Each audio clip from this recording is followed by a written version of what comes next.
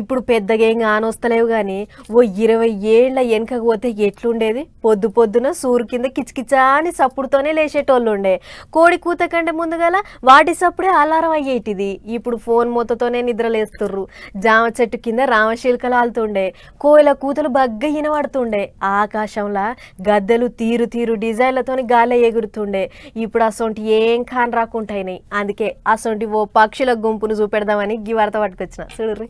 పచ్చడి చెట్లు, నడిమిట్ల పొలాలు, గా చెట్ల మీద తెల్లటి కొంగలు, అటు మంచు అందాలు, అప్పుడే గూట్లకెంచి గుడ్ మార్నింగ్ చెప్తున్న సూరన్న. వారేవా, చెట్ల మీద ఆలిన తెల్ల కొంగల్ని చూస్తుంటే మస్తు సంబరం అనిపిస్తుందిలే. శ్రీకాకుళం జిల్లా తేలుకుంచి ఊరికి చుట్టాలు వచ్చిర్రబ్బా. అవు చుట్టాలే, కాకపోతే బయట దేశం కెంచి వచ్చిన చుట్టాలు. ఆ చెట్టు మీదికెంచి ఈ చెట్టు మీదికి, ఈ చెట్టు మీదికెంచి ఆ చెట్టు మీదికి తిరుక్కుంటా ఎగురుతున్న గీ తెల్ల కొంగల్ని చూసి అక్కడోళ్ళది ఒక మురిపేం కాదు.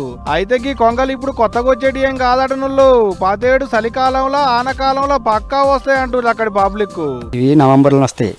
నవంబర్లో వచ్చి జూలైలో వెళ్ళిపోతాయి. పిల్లలు చేస్తాయి, పొట్లు పెడతాయి, పిల్లలు చేస్తాయి, ఆకలి వేస్తే చేపలు తెస్తాయి, అటు కుడుపుతాయి. ఉన్న చెట్ల మీద ఉండడం, అటు టైం వచ్చింది అవి ఎగురుకుని వెళ్ళిపోవడం.